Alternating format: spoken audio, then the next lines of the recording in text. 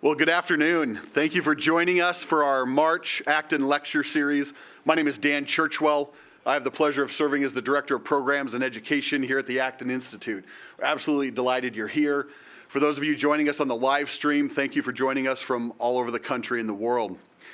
Who would have known months ago when we scheduled this speaker that it would be such a prescient topic, and so we're absolutely delighted to be here to think through tariffs and trade a little bit together and then have a vibrant Q&A.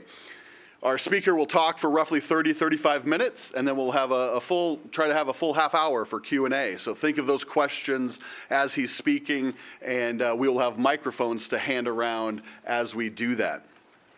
It is my pleasure to introduce Dr. James Hartley, Professor of Economics at Mount Holyoke College, where he teaches macroeconomic theory, money and banking, economic growth, as well as multiple courses using great books, including Western Civilization, an Introduction, Leadership and the Liberal Arts, as well as a very popular one, Is Business Moral?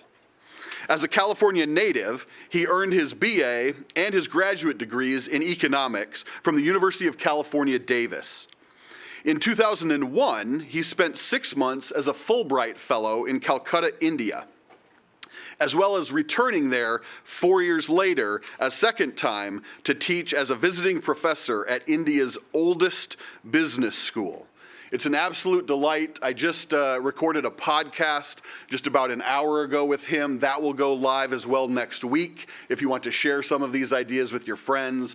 But please give an Acton welcome to Dr. James Hartley.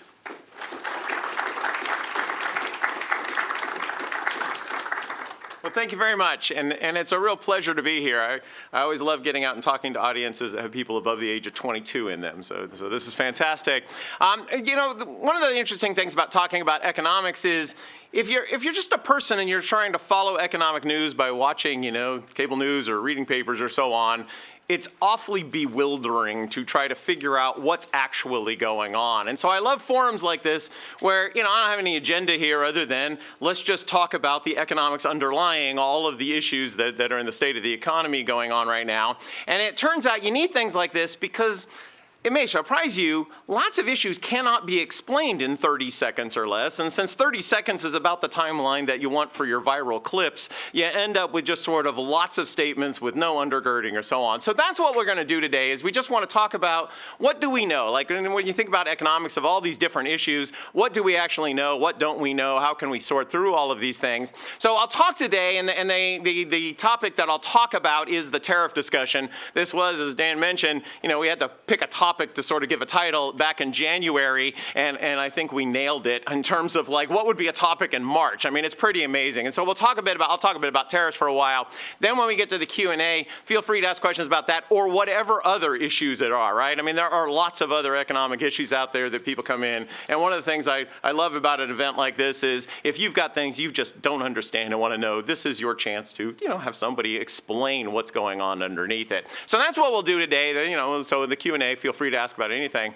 So when we get to sort of thinking about tariffs and trade wars and all of this sort of stuff, the interesting thing about it is, as an economist, is why are we having this discussion, right? And so it turns out 250 years ago, and it's actually 250 years ago next year, Adam Smith published The Wealth of Nations, and he has a long section talking about how protectionist policies and tariffs are really bad. And then David Ricardo writes a book talking about how they're really bad. And then Karl Marx talks about how they're really bad. And then in the 20th century, we get John Maynard Keynes talking about how they're bad, and Hayek talking about how they're bad, and Friedman talking about how they're bad. And so at some level, you can say this is a failure of economists, right? For 250 years, we've been talking about how they're bad. Why are we still talking about this stuff at all? And we'll see why. I mean, that's part of what we'll explore today. And so that's what we want to think about is like, well, what exactly is going on here with tariffs? So tariffs, what a tariff is it's just a tax. I mean, it's just a tax. It's a tax on an imported good. So somebody makes a good in a different country, they're bringing it into the country, and as they bring it into the country, there's a tax levied on it, and the government collects some revenue from it.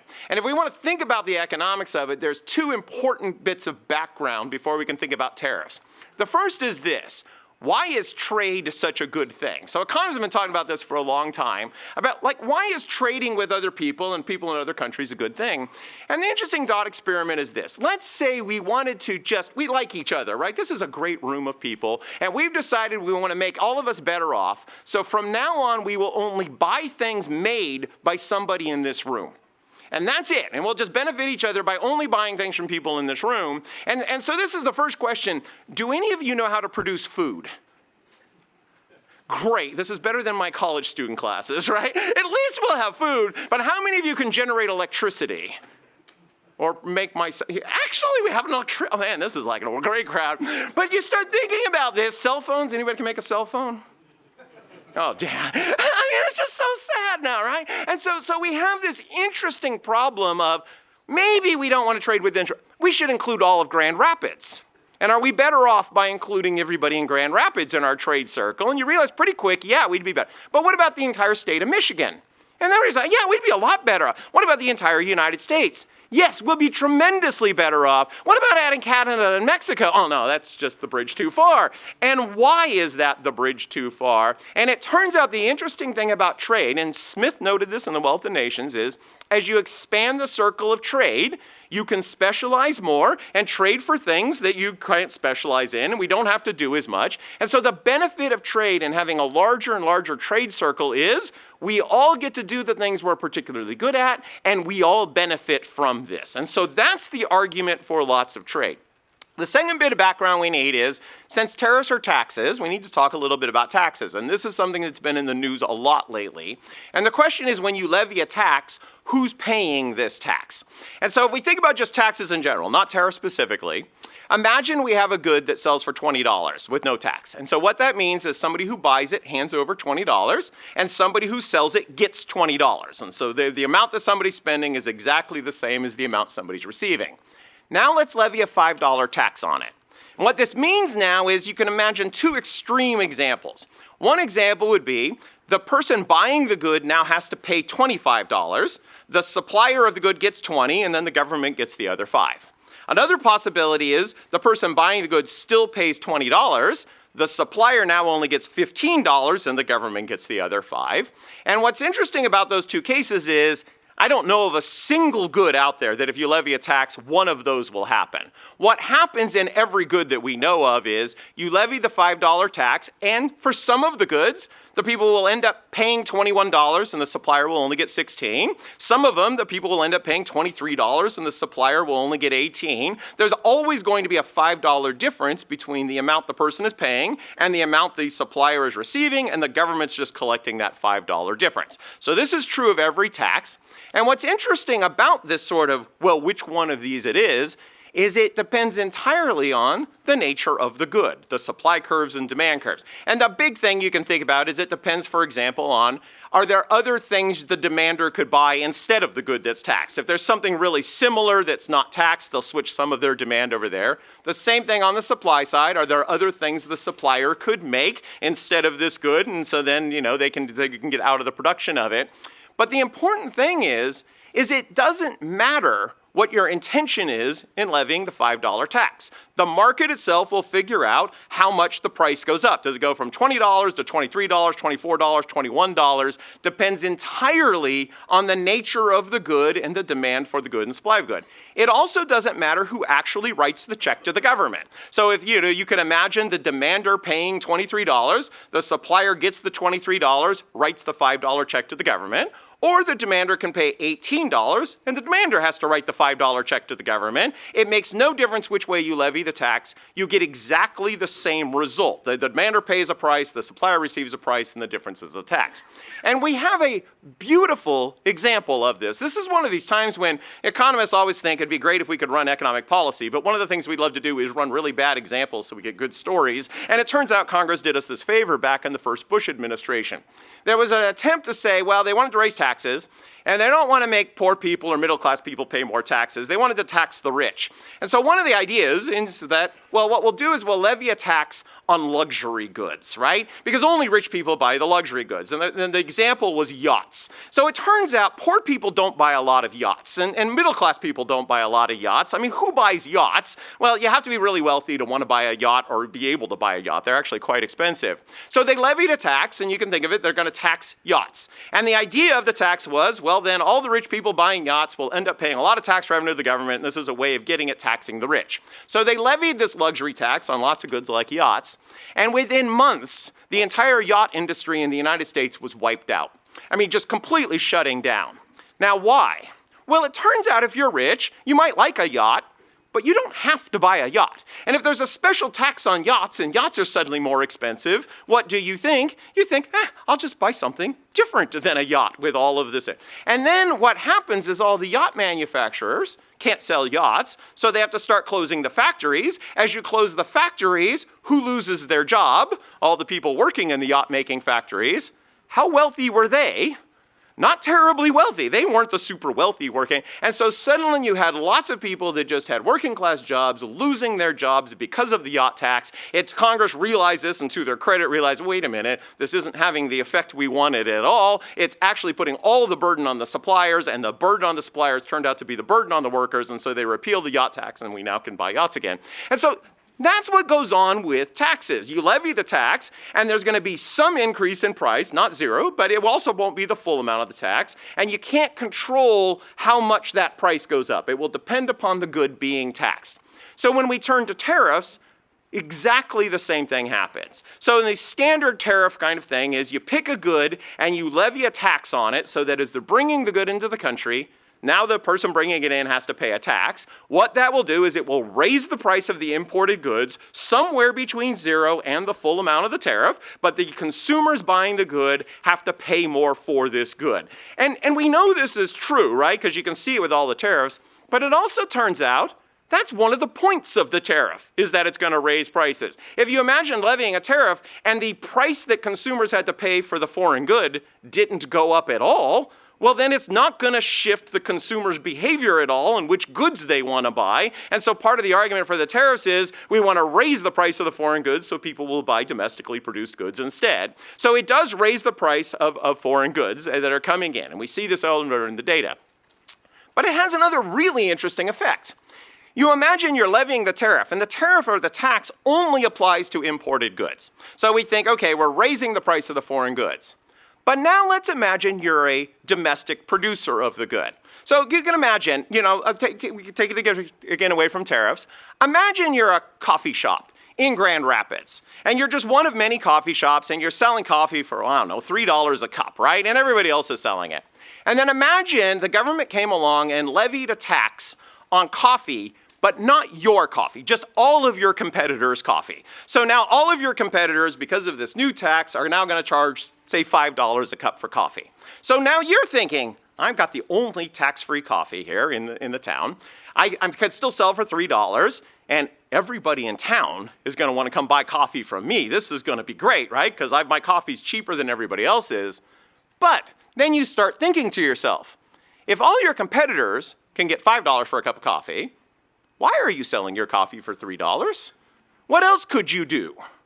You could raise the price of your coffee. In fact, you could raise it to $4.50, and you'll still be the cheapest coffee in town. And so what do you do in this situation? Well, it'd be a little weird if you don't raise your prices. And so this is what would happen in that case. If I could convince the government to tax all of my competitors, this is marvelous, not just because now I've got the lowest one, but I can actually raise my prices too, up to at least close to what they're all charging. Maybe it's actually beneficial to just raise my prices to $5 and I get $5 a cup for a coffee that I used to sell for $3. And this is exactly what happens when you levy the tariff. The tariff raises the price of the imported goods, and one of the benefits to the domestic producers is not just foreign goods coming in have higher prices, they also can now charge higher prices because all their competitors have higher prices, and so you see a rise in the domestic price of the good produced by the domestic firms too. They are raising the prices. They're not paying a tariff, they just reap all the benefit of the new higher revenue, but they can raise their prices up to, close to, or even as much as the tariff cost, and they get all of this extra revenue. Now with the higher prices, you realize not only are consumers paying higher prices, we buy less of the good, right? Because, at the higher price we buy less, so there's a smaller quantity and a higher price to the consumers. The domestic firms are now able to charge a higher price. They might be able to expand their production and sales a bit. They capture some of what used to be the imported goods, so there's a benefit there. And so you look at the effect of tariffs, and this is a super important thing that gets lost in the discussion. There's a cost to the tariffs. People buying the good are paying a higher price and buying a lower quantity, but there's also a benefit to the good. You're the domestic producer of the good. You get to sell the good for a higher price and might actually sell a little bit more of the good. And so we've got these costs and these benefits there, and nothing I have said so far is in any way controversial, right? Everything I have said so far about all this is in every single intro to economics textbook, right? All of them have it. And so it's not just conservatives or liberals or something. I mean, this is just sort of basic economics kind of thing. And so this is the effect. We find this both in the theory, we find it in the data. This is how they work. Then we get to the question, what is this sort of, you think about the costs, and then you think about the benefits, well, which is bigger? And again, not controversial, the costs are way higher than the benefits collectively. We collectively are paying way more for the products with the lower quantity in the presence of the tariffs than the domestic manufacturers are receiving, plus whatever the revenue the government gets. So there's a net loss to a society from levying these tariffs. And again, this shows up both in theory and in the empirical literature over and over, and we don't know of a single counterexample to this. But that raises this really important question. If this is all true and it's all obvious to sort of economists and intro students, why in the world do we have tariffs? Like, why are we still having them? And it turns out it's perfectly understandable. And we can get it by taking an example. Let's take sugar. Sugar seems like, not a terribly interesting good, and that's the reason it's a good example. And if you look at the price that you pay in the United States for sugar, we can compare that to the price that you would pay in the rest of the world for sugar. And there are sugar tariffs, and it turns out the result of the sugar tariff is US sugar costs roughly 3 times more than the world price for sugar. You could go outside the United States, avoid the tariff, and you'll only pay about 1/3 as much for sugar elsewhere in the world than you pay in the United States. So we're all paying 3 times more for sugar, which also means if we're all paying 3 times more for sugar, what else are we paying more for? All the products that use sugar. Now that's a lot of products, right? So we know this. We levy the sugar tariff. We're paying a lot more for sugar than the world price. We're all paying that for all sorts of goods. And how many of you have written your senator to complain about the sugar tariff? Exactly, and why not? Now, partly it's because you didn't know about the sugar tariff, and now how many of you are going to go write your senator about the sugar tariff? Well, excellent, some of you may do that. But here's an interesting question. You're paying 3 times more for sugar and sugar products. How much does that cost you per year? I mean, a lot. It's roughly, the estimate is $10 to $15 per person per year is the extra cost of sugar. Now, how much time and energy are you going to spend trying to get rid of that $10 to $15 bill you're getting because of the sugar tariff? And you realize, well, okay, maybe that's not worth a lot of your time. Now, $10 to $15 per person, 350 million people, even at the low end, that's $3.5 billion in extra cost, right? So there's an enormous extra cost. You add it up, and small amounts added up create larger amounts. But why would we have this? Well, it turns out the sugar tariff, which costs all of us, does have a beneficiary. Who benefits from the sugar tariff? US sugar growers. Right? And so US sugar growers can now charge 3 times the world price for their sugar in the domestic markets. And so this is good for them. They can get a higher price selling the sugar. Where do you grow sugar in the United States? And it turns out there's 2 big locations, because there's 2 kinds of sugar. There's sugar cane and sugar beets, right? So sugar cane is largely, the biggest producers of that are in Florida and Louisiana. Sugar beets are Minnesota and North Dakota is where it grows. So let's imagine you're one of the sugar growers in Florida or you're a sugar grower in Minnesota. Do you benefit from this tariff? Absolutely you benefit, because you can charge a much higher price. How much do you benefit? Well, the benefit isn't $10 to $15, right? The benefit to you, the sugar grower, is actually quite significant. So let's imagine you're a sugar grower. you like the tariff because it's basically taxing all your rivals, how much time and energy would you spend as a sugar grower trying to convince your senator to have a sugar tariff? Well, this is actually worth quite a bit to you. And so what you would find is the sugar growers are happy to lobby and actually make campaign contributions to people running for Senate or House in their state. And in fact, if you want to be a senator in Minnesota or Florida, one of the things you might not want to do is come out opposing the sugar tariff, right? Because the sugar tariff is a good thing for people in your state. It's helping create jobs in your state. And because the benefits are so concentrated, the political influence from the beneficiaries, they have a lot invested in this, and it's worth a lot. The costs are diffused across so many people, none of us are going to get really excited and spend, how big of a campaign contribution are you willing to make to get rid of the sugar tariff? And maybe you'll spend a whopping $13, right? So try to save the $15. And so you realize there's this fundamental disconnect of the beneficiaries are small and concentrated, the costs are diffused all over. Another really interesting example, again because it's in the news, but also because we have really good evidence on this, is steel and aluminum tariffs. So we have really good evidence now from the first Trump administration post steel and aluminum tariffs. And so we know the effects of these now. And the steel and aluminum tariffs from the first Trump administration have generated 1,000 jobs in steel and aluminum production in the United States. So there are 1,000 people right now employed in steel and aluminum in the United States that are only employed because the tariffs have enabled the steel producers and the aluminum producers to charge more. Steel and aluminum prices are roughly 40 to 50% more in America than in the world, right? So there's definitely a higher price we're all paying. But none of you have been worked up about that because you don't buy a lot of steel or aluminum directly. I mean, you buy products that use them. And then we look at, well, what about all those industries that use steel and aluminum? And this is why it's so interesting. We now have a pretty good guess about that. And it turns out manufacturing firms that use steel and aluminum have lost, because of the steel and aluminum tariffs and the higher price, have lost about 75,000 jobs. So we put in a steel and aluminum tariff and we can identify the 1,000 people that now have jobs, and that's great. You want to talk about the benefit of the tariff, you can talk about those 1,000 people. Then there's 75,000 people that don't have a job in manufacturing. And so here's the interesting question. Is that tariff a good thing or not? Well, if you're one of the people in the steel and aluminum industry that has a job, the tariff is a fantastic thing. It's providing the source of employment. If you're one of the 75,000 people that doesn't, well, you know what's interesting? You don't know you don't have a job because of the steel and aluminum tariffs. You just know you don't have a job. And so what's your goal? And if your goal was to help steel and aluminum industries, the tariffs are a fabulous thing, marvelously successful. If your goal was to increase manufacturing jobs across the board, enormous disaster. It's a net loss of 74,000 jobs. But you end up with these tariffs because thinking about how all of these things interact becomes a very tricky problem of trying to sort through all the things. The beneficiaries are easily identified, and we can talk about it. The losers are diffused and not as easily identified. And so you run into these interesting problems of, if you want to talk about it, you've got to step back and try to put these whole pictures together.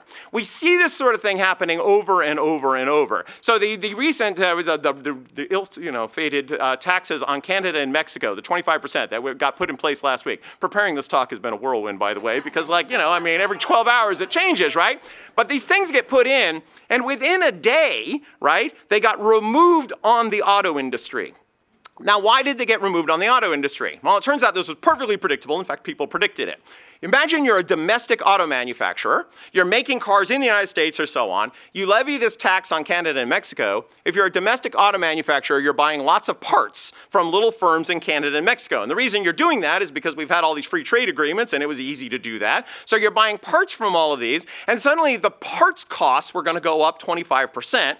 You're a domestic auto manufacturer. Suddenly you have to pay 25% more for all the parts. And so what's going to happen? Well, either you're just going to get crushed, or you're going to have to raise the cost of your cars quite significantly. So this is going to impact the domestic auto manufacturers by forcing them to pay the higher price. But what's really curious about that is Japanese cars weren't affected by this tariff in any way, form, or manner. Neither were Korean cars or German cars. And so we have this weird thing. You levy this tariff on Canada and Mexico, and the result in the car industry was going to be pushing up US car prices, leaving all these cars produced in all these other countries of the world completely unaffected. And Ford Motor Company, you can understand, the CEO got this. He gets on the phone, they drop it, and then they drop it on the cars today, and then the next day, people began to realize, wait a minute, cars aren't unique here. This is true of lots of goods. And so they remove the whole thing here. And so we end up with this weird world of you levying the tariffs. Levying the tariffs on a whole country is fundamentally different than levying them just on the individual products. It's harder to identify who's benefiting from this tariff at all, which raises a really fascinating point. I mean, I think this is sort of, I find this deeply fascinating. I'll see if you all do too, right? But here's the fascinating point. What is the goal of levying tariffs just on Canada and Mexico? Now, you'll notice that's different. I get the goal of levying a steel tariff is you want to help domestic steel manufacturers. So, but why would you levy these taxes on whole other countries? And then you begin to think, well, the stated rationale was worrying about phenol imports and so on. And then you think about that, and that's not an economic reason at all. And this reminded me of something that occurred to me back in the first Trump administration. There was a time when there was a pastor that was just on trumped-up charges arrested in the nation of Turkey. And he was imprisoned on, some sort of espionage charges that were just sort of ludicrous. And Trump heard about this, took it up as a cause, and so he said, well, we got to do something about it. So he levied really high tariffs on Turkey. Now, why are you levying tariffs because this pastor was arrested? I mean, it's hard to figure out the connection. But after doing that, the pastor was released from prison, comes back to America in short order. Trump gets rid of the tariffs. And this created this really interesting, for me, it was like this novel kind of conflict of like, I know tariffs are creating all this harm. He levies the tariffs to help a pastor, and it worked. So then that got me thinking, wait a minute. When would it be okay to levy tariffs for non-economic reasons? Like, if you just want to use them as an instrument of foreign policy, when would it be okay to levy a tariff which is going to cause harm to your own country, right? I mean, you're going to do this harm. And then I was thinking, like, how do you even sort these things out? And then I remembered there's all these old doctrines of just war. And just war is sort of a fascinating thing. Wars are bad. We all agree wars are bad. But there is a long-standing tradition that sometimes it's okay to fight a war. And if you're going to fight a war, then you need to have the ethical kind of thing here. And you think through all the ethics of when is the war justifiable. So it made me realize, well, what if we thought about something like a just tariff doctrine? We know all the economics of this are bad, but when might it be okay to levy tariffs for purely non-economic reason? You're just trying to do something else. So it turned out, this is kind of an interesting thought experiment, and then it sort of turned out to be an easy one to think through. You just go get the doctrine of just war, like when is it okay to have wars, and you translate it over, and then you realize, oh, well, just tariff theory would say something like, well, the harm being done by the tariffs has to be less than the harm being done by this other thing, right? It'd be thoroughly unjustifiable to say we want to limit this harm and we're going to do something even more harmful, so it needs to be less. You need to have some expectation that there's a reasonable probability that it will succeed, right? You can't levy the tariffs and think, it won't succeed. I mean, you need to think, you need to have a clear, well-defined what will it take to remove the tariffs and think through that. You need to make sure that the people who are negatively affected aren't the most vulnerable. If you levied this tariff and the people that were hurt were widows and orphans, then that gets a little harder to justify. So you think about this and you realize there may be very good reasons to levy tariffs for non-economic reasons. Now, this idea, I wrote it up and so on, it got no traction anywhere, and it wasn't hard to realize why. In order to think about a just tariff thing, in order to think about ethically levying tariffs, the first step is you have to acknowledge tariffs create harm. And that becomes the problem. If you're in politics and you want to levy tariffs, you don't say, I'm doing this thing and it's going to hurt all of you. You sell it as, I'm doing this and it's just going to help all of you. And if the tariffs are helpful, then you don't need a just tariff kind of idea because we're just pretending it's only benefits and no costs. And so until you can get to a world where we're acknowledging there are costs of tariffs, it's really hard to think through what is the justification of a tariff as sort of a weapon of statecraft. You'd have to acknowledge there's a harm there. And so what's sad is once you realize that there might be a reason to use it for statecraft, and then you realize people that are doing it aren't actually thinking through all the ethical obligations because they've forgotten all the economics of this stuff or never learned them in the first place. And so this then becomes the problem of tariffs, is we know a lot about them, that we don't want to forget that when you're levying the tariff, there are benefits and costs. The beneficiaries do benefit. The costs are also real, and people, it does cost to them. The costs exceed the benefits across the board. That doesn't mean you should never have them, but it would be nice to at least acknowledge what's going on with the economics of it as part of the discussion. This then becomes, for me, the sort of interesting thing about the current world that we're living in right now, where the tariffs are coming in one day, going away the next day. And one of the really interesting statistics that's out there is there's a measure of economic policy uncertainty. So the Federal Reserve Bank of St. Louis has a big database, and they've got this in there.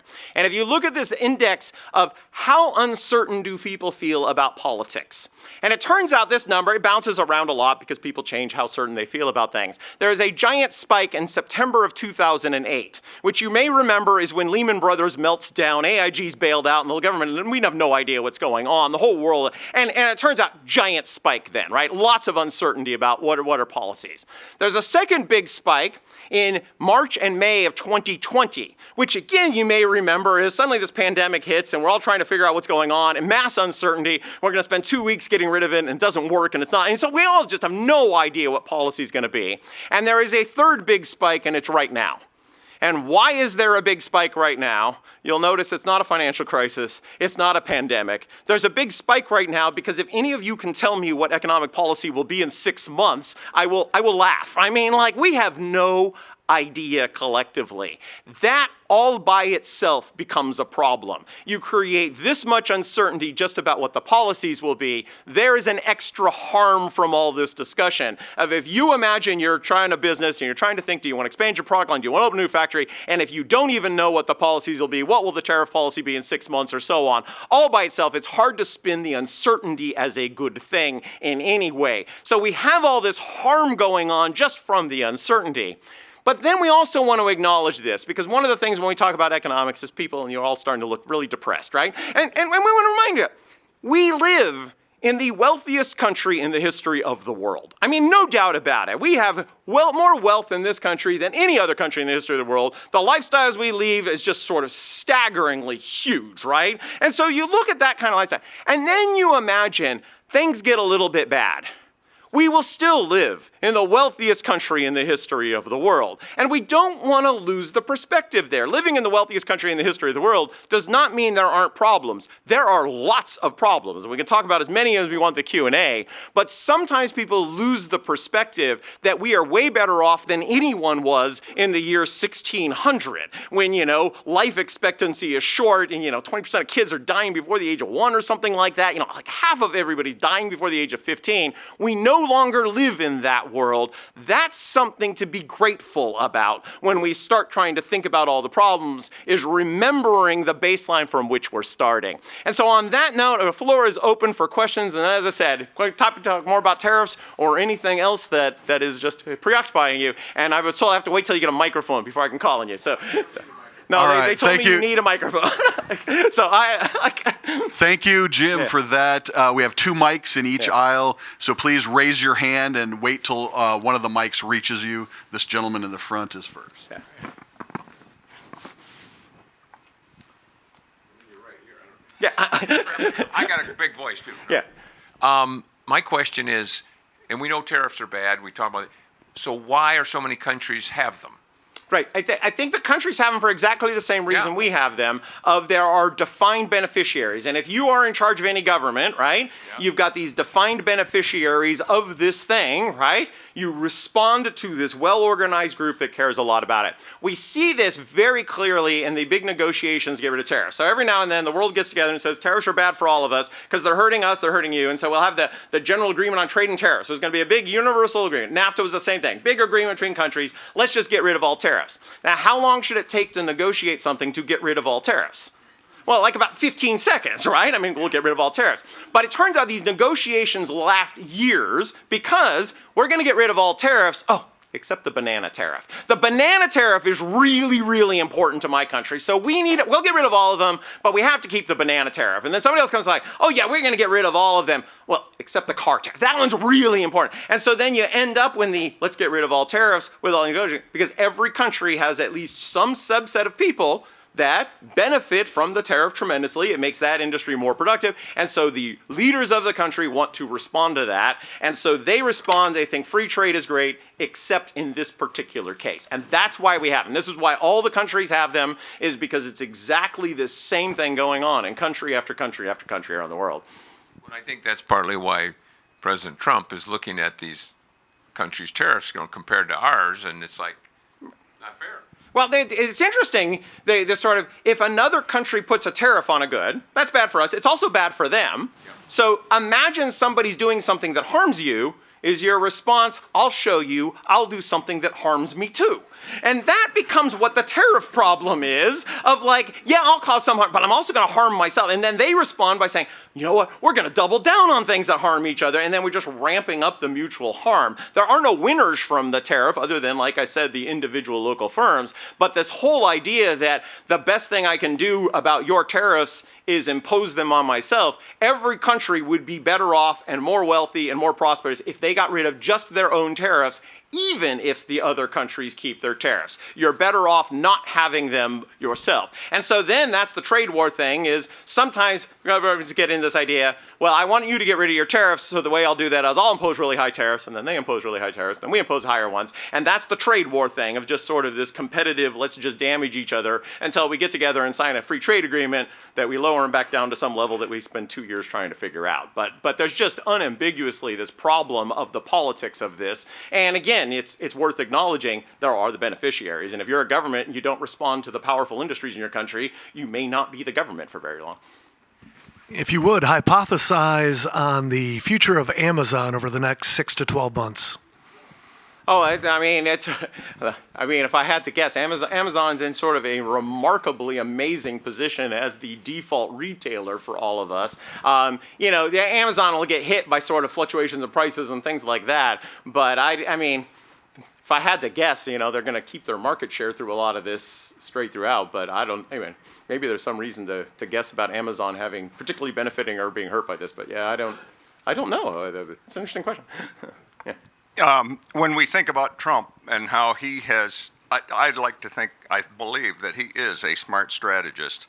And we live in a place where we've got a government that has outgrown itself. I think most people would agree with that. There are, you know, it's looters that live in and around Washington, D.C., and it's got to be busted up. You know, we do have to get rid of the deep state. So is it not a fair argument? Two arguments, I would say, for the tariffs. One is to just really introduce a dynamite load of instability, so that when the pieces all come back to earth, they're probably going to come back in better shape. And the second one is I believe that the current administration has said that the reason for the tariffs is to move manufacturing back to the United States, and it appears to me that some of the initial results are super favorable, with the auto industry moving, and I'm trying to think of the others that have got, you know, $500 billion plants that they're going to build in the United States that were in question before. Right. I think there's two things, the two parts to your question. The first is the sort of, and I don't think it's a mischaracterization to describe a lot of the Trump strategy is, let's just blow things up, and then when things fall back to earth, they'll be better. And that's an interesting theory, right? Will it work? Because the question is, when they come back to earth, will they be better or will they be worse? And again, right, I am very much agnostic on this. I have no idea of the blow everything up and then we'll try to put things back together. A year from now, it's possible we'll be talking about, hey, it worked really well, and that's what the optimists among you think. But it's also possible, blow things up, and when you try to put, you can't put them back together. You just, you know, it's the Humpty Dumpty problem. It's broken apart and we can't put it back together. And that's what the pessimists among you think, right? And I'm sitting here saying, I don't even know how to predict which one of those is more likely. I do know the uncertainty all by itself is a drag. But it is, I mean, if he's right and it works, then I think we'll all be saying this is great. But if he's wrong and it doesn't work, I think we'll all be saying this is a disaster. And that becomes the interesting thing. This is the economist in me. I would much have preferred the sort of, we're only going to blow up the things that we need to be blown up and keep the things that are intact instead of this wholesale. And I get the argument for the wholesale, we're just going to go do all of this stuff. I mean, I understand the argument, but it leaves me a little nervous when people are just insisting this will all work out. I don't see any reason to know that it will work out. The bringing back manufacturing jobs to the United States is interesting. And there have been some big stories about plants that are moving in or kind of thing. But what's interesting is, if you really wanted to bring manufacturing jobs back to the United States, well, we already know one thing you could do. You could get rid of the steel and aluminum tariffs. Just remove them, and instantly, U.S. steel and aluminum prices fall down to the world price. And we know that creates not 1,000 or 2,000 new jobs. That creates 75,000 new jobs. We don't know which industries they are. We may not even hear all the stories, but we know there's a huge creation of them. So again, we focus on this one factory came back and this is great, we'll be making this thing. And I get that's a good news story and all of that. But what we don't hear about is when you have the tariffs, all the jobs that don't get created because of the higher prices. And so that's the trade-off that I think gets missed in these discussions about some of the firms bringing manufacturing jobs back to the United States.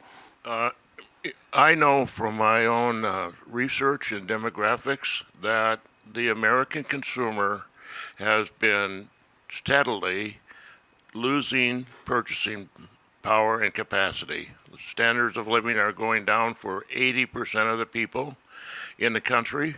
And I know, for example, that in the 70s, the Detroit MSA was 7th in per capita income, and it's hardly that today. At the same time in Detroit that it ranked that way, about 30% of all the jobs in the MSA were in manufacturing. So there seems to be a correlation between manufacturing jobs and consumer wealth. It is also true from my research that the MSAs like Phoenix that are growing rapidly right now, population and income growth combined in the Phoenix MSA the last 2-3 years has been around 9%. In the 70s, when Phoenix was just simply growing, not so much in income, it was growing at about 6% a year. After NAFTA, all of the MSAs in the country, their real personal income growth dropped by half.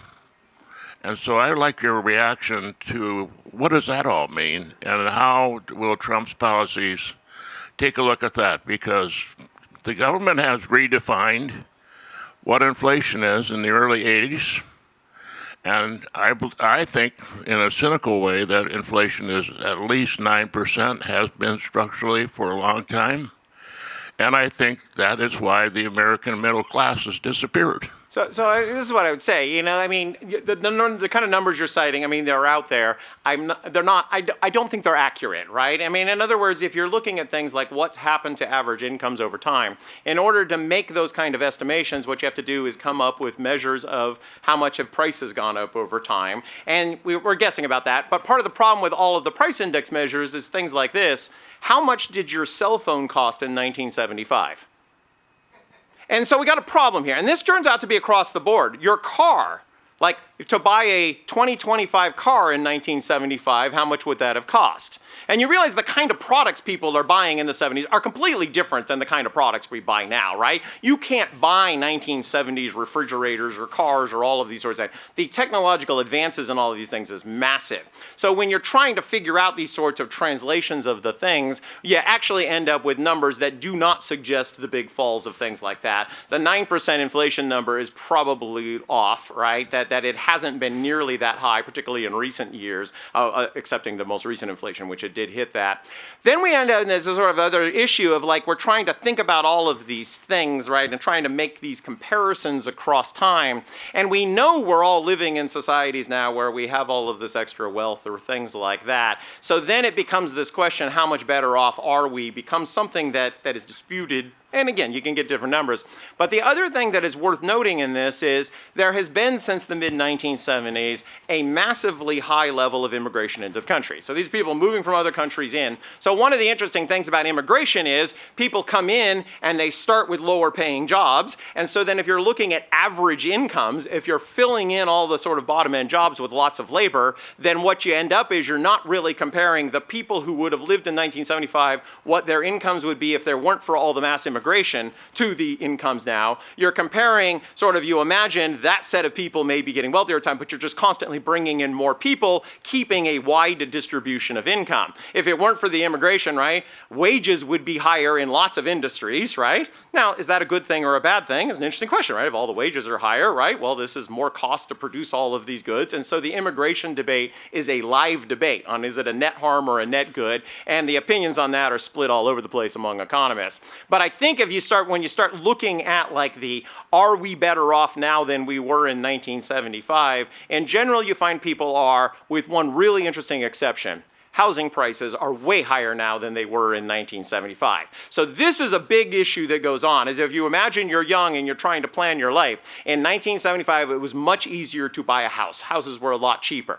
Houses were also a lot smaller, and they were not nearly as sort of extensive with all the sort of bells and whistles you get in a house right now. And because city after city has all sorts of constraints on building new housing, it is making housing prices higher than they otherwise would be. If we just sort of liberated, we're just going to go build enough houses for everybody, housing prices would come down. But there is no doubt if you're young and you're looking at buying a house, you are spending a lot more on a house. Housing is a big part of people's income. So in that way, it is harder. It's harder to buy the small starter home now because nobody's building small starter homes right now. And then the other thing to note is the Detroit example, which is absolutely right. I mean, 1970s, US car manufacturing was a very big industry. It got wiped out. And why did it get wiped out? It got wiped out because it had gotten big and it wasn't very innovative. And suddenly all these firms in Japan are building cheaper and better cars than they were building in Detroit. And so what happened as people began to realize there's these Japanese cars that are actually, instead of being the sort of joke of, oh, it's a low-made, low-quality car, were actually higher quality than the ones you were buying from Detroit. They started switching it over. Detroit responded to that. They are now building much better cars than they were in the 70s, but there is no doubt there is a massive change in that industry in Detroit. Detroit is like, I mean, you look at the pictures, it's depressing, sort of seeing how Detroit has hollowed out. So there's no doubt that happened in Detroit. But you don't want to generalize from that to every city is just another Detroit. I mean, the Detroit thing was particularly special.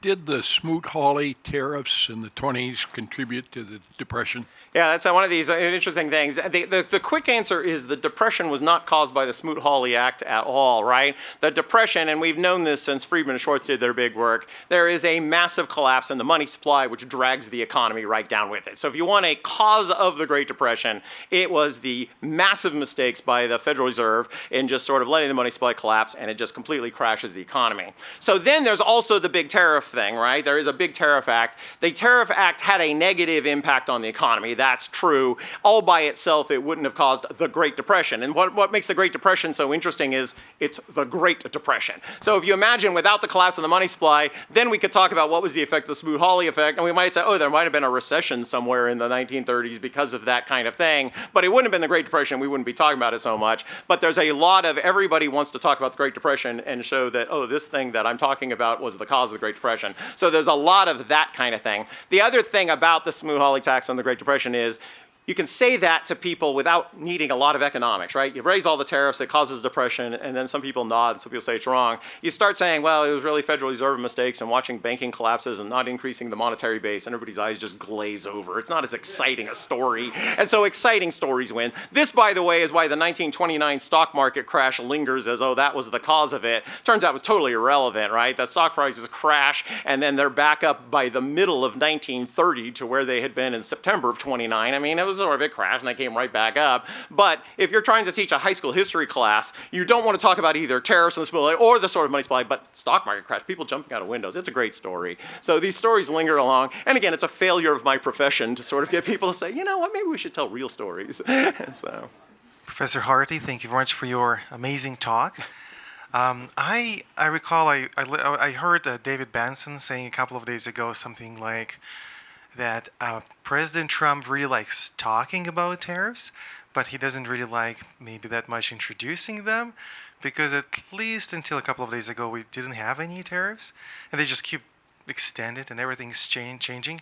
So I really like your idea of this just tariff doctrine and how it can be just used for non-economical reasons. Can you just talk more about that? I mean, it is interesting. I mean, the Trump thing, I mean, it's not that there were no tariffs. There were lots of tariffs, right? Trump introduced tariffs, so did Biden. I mean, they've been around forever, right? So we've had lots of tariffs. There was no doubt on the campaign trail, Trump talked a lot about tariffs. I mean, at one point he was talking about, we'll get rid of the entire income tax and replace it with tariffs or so on, which is, again, this isn't meant as a negative thing about Trump. Trump just riffs, right? He gets up, he starts talking, he says things, and Selena Zito, the journalist, once said, the goal in Trump is you take him seriously, but not literally, right? And I think a lot of the tariff discussion, that's the right way to think about it. He's serious, but we're not going to replace the entire income tax code with tariffs. We couldn't do that even if we wanted to, right? The level of tariffs you'd have to charge to try to generate the revenue generated by it would be so high that if you raise tariffs too much, how much revenue do you collect? Well, precisely zero, right? Because nobody buys the imported goods. So we can't do that. So I think the sort of what Trump is doing, like why are the tariffs suddenly the thing? My take on it is Trump comes into office. He is, it's a dynamo. It's the breaking lots of stuff, right? He's doing lots and lots of stuff. He didn't get the tariffs in week one because he couldn't get to everything in week one. And this is just the new thing he's getting to. Is there a grand strategy here? And again, depending upon who you talk to, yes, this is deep 4D chess, or no, this is just cluelessness, and I'm very agnostic on it, right? I don't know, right? I don't understand Trump well enough to be able to explain his motives or things like that. I am fairly convinced he is not sitting around thinking about all the ethical problems of tariffs because, like I said, he thinks tariffs are just a good thing, right? Which is interesting, right? If you just say there's only benefits from tariffs and you levy them, but then you run into the problem he levies them, saying this is a really good thing, the 25% tariff on Canada and Mexico, 48 hours he takes them off.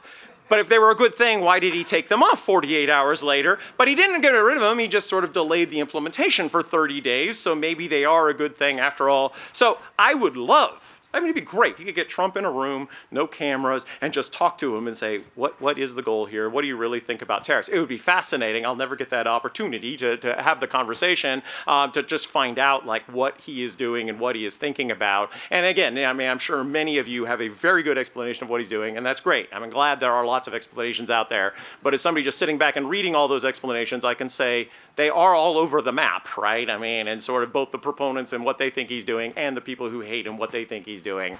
It's really hard for sort of the dispassionate observer to sort through and try to figure out what exactly is going on. One question that came to mind as you were talking through some of the on-again, off-again tariffs is, so say, for example, you're an auto parts manufacturer in Canada, your steel is cheaper, and you don't have tariffs coming into the United States. Don't they have a much better cost of production then? In some ways, yeah, they would, right? They wouldn't be having to pay for the imported steel or so on, and so then they would do that. The interesting question is, if you moved that same manufacturer to America, could they produce the product as cheaply as it's getting produced in Canada? And we're certain they couldn't, because if someone could produce a factory in America to make the thing cheaper, somebody would. And so the fact is that, this is the problem with trade, right? It's just like we could say, well, we in this room could start producing these car parts, but honestly, we in this room couldn't start producing these car parts in any way that would be competitive. So there is no doubt that sort of because of the tariff thing, this interferes with sort of where is the natural place to produce things. If you imagine getting rid of all the tariffs, there would be a lot of reshuffling of where things are produced, but we still wouldn't produce everything within the country, right? It would be interesting to figure out what would actually get produced here, what would get produced overseas that we bought. That'd be big changes. But when you think about as a company navigating the uncertainty, they're in the best position to do that. They're the ones that have to deliver the product. So if they're having to kind of navigate this thicket of uncertainty as regards tariffs, it got me thinking, another kind of self-inflicted wound that we tend to talk a lot less about, and I'm curious your take on, is regulation. Right. If we do less regulation, or if we have more favorable regulation, or even we get government approvals for certain things in a more timely fashion. Right. So that there's a clearer boundary between what's allowed and what's not. Okay. Do you see opportunities there, maybe? Yeah, I think there's huge opportunities in sort of fixing the sort of regulatory uncertainty and also a lot of the regulatory state, right? In other words, regulations are there and they inhibit people from doing things they might otherwise do. Now, let's be clear.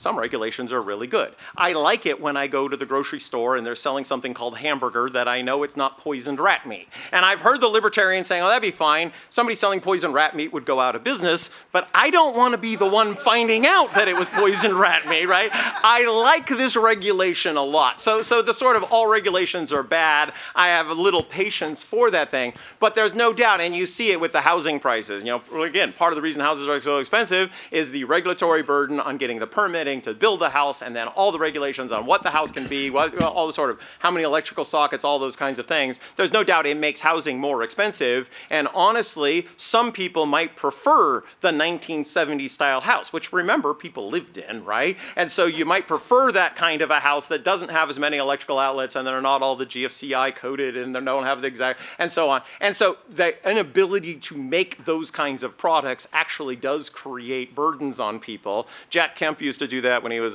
Secretary of HUD. He would go around and he had this big chart just showing, here's how much it costs to build a house, but then you add in all the regulations, here's the actual cost of a house. And it was staggering, and this is back in the 80s, and just sort of looking at like, what does this do? So regulation is another really interesting cost-benefit analysis kind of thing that doesn't get done a lot. One of the other interesting things about regulation is you often see the largest firms being the biggest advocates for regulation. And part of what it is if you're a large firm with an established market and you can get regulations in, you can afford the regulations and it wipes out any attempt for small people to come in and compete. And those are the kinds of things, like just thinking those things through, it would be great to say this is how we decide on regulations, but it's not. And so, but this is again, and this is part of the break thing, one strategy could be we'll just abolish all regulations and then we'll go put back with the ones we want.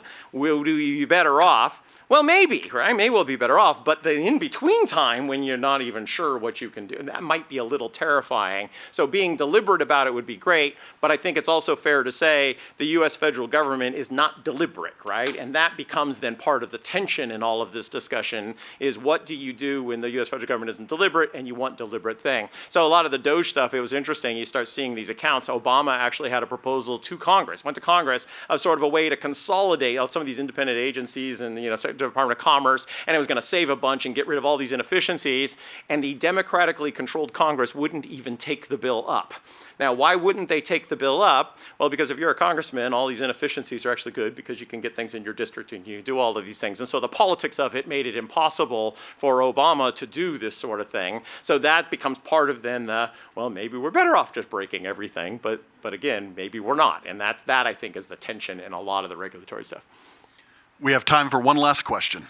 Would you say that there is such a thing as a healthy tariff, where it doesn't breach the law of diminishing returns, where it provides significantly more benefit for the people of America than it harms them? You talked about a natural place to produce things, and as we remove tariffs, they would default to their natural place, except for, with quality and regulations and the cost of overhead and land and labor here. Due to laws, due to regulations, it is significantly higher in the U.S. to produce, to manufacture, and to actually get to market a product or a material.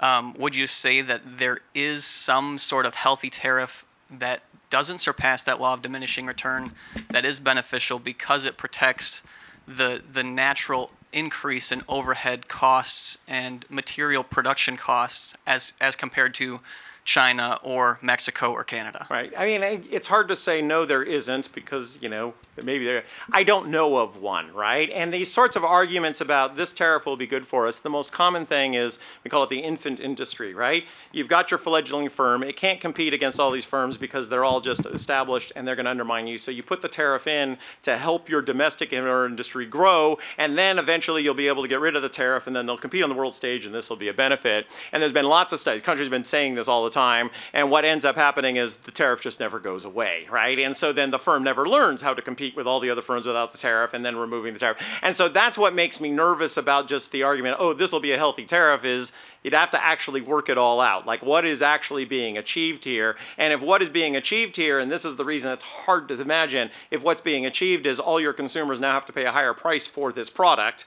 there is a cost right there. Then you'd need a benefit coming to the new producer that's going to be so massive, more than just one firm adds a few jobs. Again, in theory, I can imagine something, but like I said, we've never seen the example of it, and I don't know of anybody who's figured out these are the tariffs that actually would provide a net economic benefit. All the studies of this suggest they are always a net economic harm, and then the political stuff just introduces all these other interesting calculations about it. So. Please thank Dr. Hartley. Thank you very much.